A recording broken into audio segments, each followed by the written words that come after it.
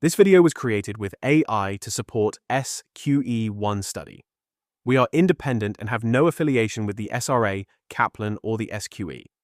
We do not share exam content, and our videos are for informational purposes only and should not be used as legal advice. Please check and refer to primary legal sources and recommended prep guides as you study. Hey everyone, and welcome to The Explainer. So, if you're gearing up for the SQE1, you know contract law is, well, it's a beast. But don't worry, today we're going to build a rock-solid foundation by totally mastering one of the most critical parts, offer and acceptance. Ready? Let's get into it. All right, so think about this for a second. What does it actually take to turn a simple promise, just words, into something the law will actually enforce? This is the big question at the heart of contract law. Here's our game plan. We're going to break it all down step by step. First up, the building blocks. Then we'll get into the really tricky bit. Is it a real offer? After that, how to seal the deal with acceptance, what happens when offers end, and we'll wrap it all up with a super handy SQE1 revision checklist. All right, Section 1, the building blocks. So, before we dive deep into offer and acceptance, we've got to take a step back and see where they fit in the grand scheme of things. The bigger picture of how a contract is even formed in the first place. Okay, so I want you to think of a contract like a three-legged stool. It's a classic analogy, but it works. For that stool to be stable, it needs all three of these legs. Miss one, and the whole thing just topples over. First, there must be an agreement, and that's our focus today. It's made up of a clear offer plus a clear acceptance. The other two legs are the intention to create legal relations, basically, did you guys mean for this to be serious, and consideration, which is just a fancy way of saying the price of the promise, what each person is giving up. But remember, it all starts with that first leg, the agreement. Okay, Section 2. Now, listen up. You have got to be able to tell the difference between a genuine offer and something we call an invitation to treat. Honestly, getting this wrong can completely torpedo your answer. So what exactly is an offer? The magic words here are willingness to contract on specified terms. What does that actually mean in plain English? Well, it's basically a take-it-or-leave-it proposal. A clear, definite promise that says, look, here are my terms. If you say yes to these exact terms, we have a deal. The person making the offer, the offerer, is putting their neck on the line, ready to be legally bound the second you say yes. Now, an invitation to treat, or ITT for short, is totally different. It's a step before an offer. It's not the deal itself. It's more like an invitation for you to come and make an offer to me. It's like saying, hey, I'm open for business. Let's chat, instead of, here's the final deal. Okay, let's make this crystal clear. Just look at the slide. On the left, I will sell you my car for £10,000. That is a clear offer. It's got a specific thing, the car, and a specific price.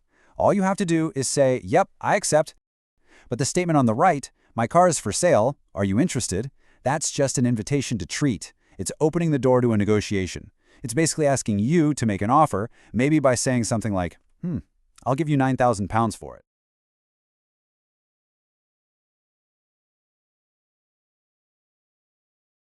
And this is where it gets really interesting because this stuff happens to you every single day. So, the general rule is that things like advertisements, goods sitting on a shelf in a supermarket, or even items on a website, they are all just invitations to treat. And if you think about it, this totally makes sense, right? Otherwise, the moment you put a can of beans in your shopping basket, you'd be in a binding contract and couldn't change your mind. No, the law says you, the customer, make the offer when you get to the till, and it's the shop that's free to either accept or reject it. But you knew there was a but coming, didn't you? Every good rule in law has an exception. And there is a huge exception to that advertisement rule. Sometimes, just sometimes, an advert can be so specific and show such a clear intention to be bound that it actually crosses the line. It goes from being an invitation to treat to becoming a genuine offer made to the entire world. And we call this a unilateral offer. Okay, so here's the key idea. A unilateral offer isn't asking you to promise something back. It's asking you to do something. And the most famous case, the one you absolutely have to know, Basically, a is company Carlo advertised versus this Carbolic smoke ball and code. promised to pay £100 to anyone who used it correctly and still got the flu. The court said, nope, this isn't just marketing fluff. This is a serious offer. And you know what proved it? The company who had actually put $1,000 in a bank account just to show they were serious. That showed their intention to be legally bound. No All right, Flu time to for put you on the runs spot. a Here's nationwide the problem. ad for its menthol inhaler. The ad says, use No Flu for You 3 times daily for 21 consecutive days as directed. If you still catch influenza, we'll pay you £300. We are so serious that we've placed £5,000 on deposit at North City Bank. Harper buys the inhaler, follows the regimen as directed, then gets the flu and claims £300. No Flu for You refuses, saying the ad was marketing puff, that Harper never accepted the offer, and that any contract would be too vague. Was the advert a unilateral offer that Harper accepted by performance, creating a binding contract? Yes. The ad was a clear unilateral offer to the world at large. Acceptance occurred when Harper performed the stated conditions, buying, using as directed, and still catching flu. Consideration existed. Harper's detriment touches time and No Flu for You's sales brand lift. The bank deposit evidenced intention to create legal relations, so this wasn't mere puff. Harper is entitled to the £300. All 4 elements required to form a contract were present in this scenario. An offer, in the case a unilateral offer, acceptance, consideration and intention to create legal relations.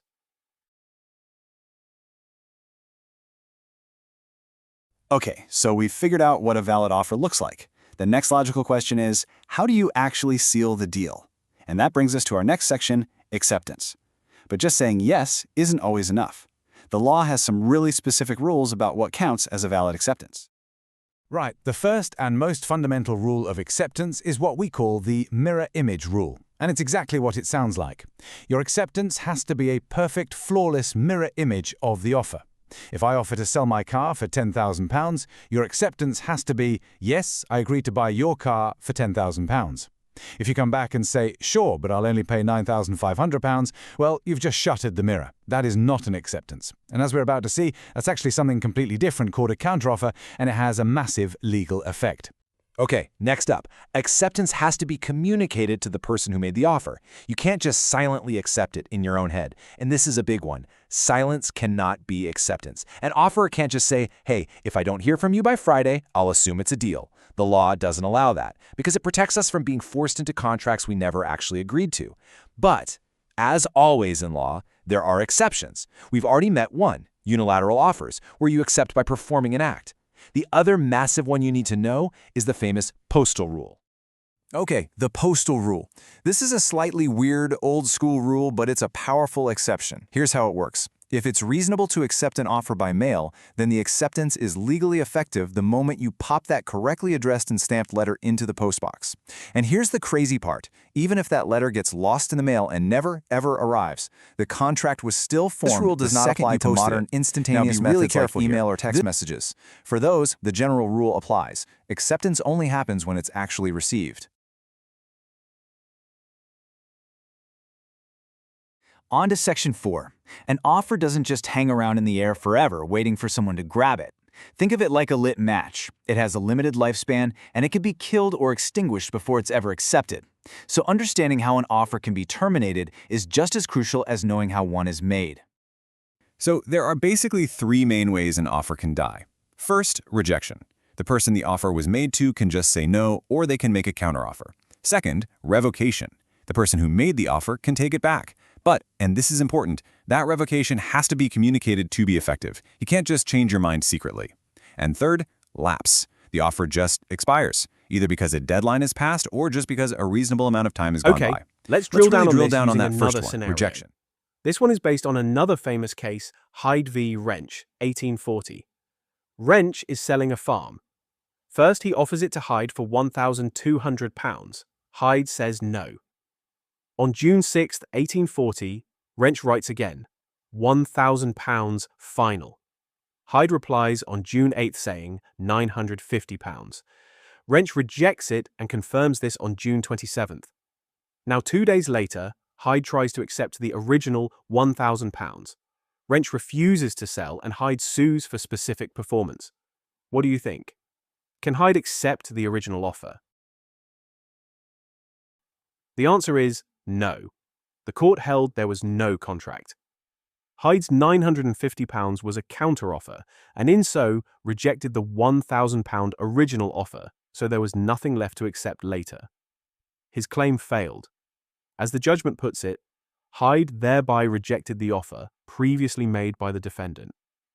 As we said previously, acceptance must mirror the offer. If you make changes to the terms of the original offer, then you're not accepting. You're making a new offer, and that terminates the original one. For example, if you're offered the opportunity to purchase a home and you say "I accept if you include free fixtures," is a counteroffer. Therefore, the original offer ends. However, and this is a very important point, asking, "Would you take stage payments?" is an inquiry, not a counteroffer. Inquiry is not covered in this video, but it is a very, very important concept, and you must know the difference, so please read up on this. So, to solidify the rule of rejection and counteroffer, it's simple. If you counter, you reject the offer. You can't revive the old offer unless the offeror renews it. Okay, wow, we have covered a ton of ground. So to wrap this all up and make it super practical for you, here's a simple checklist. This is something you can literally run through in your head whenever you're faced with one of those tricky multiple-choice questions on contract formation. Step 1. Identify the key moments. Where is the potential offer? Where is the potential acceptance? Step 2. Is the offer valid? Is it clear? Was it communicated? And most importantly, is it still alive? Has it been terminated? Step 3. Now look at the acceptance. Is it a perfect mirror image? And was it communicated correctly? Think about the postal rule. Step 4. Do a quick final scan. Are there any other potential issues like intention? Step 5. Based on all of that analysis, you make your final call. Was a contract formed, yes or no?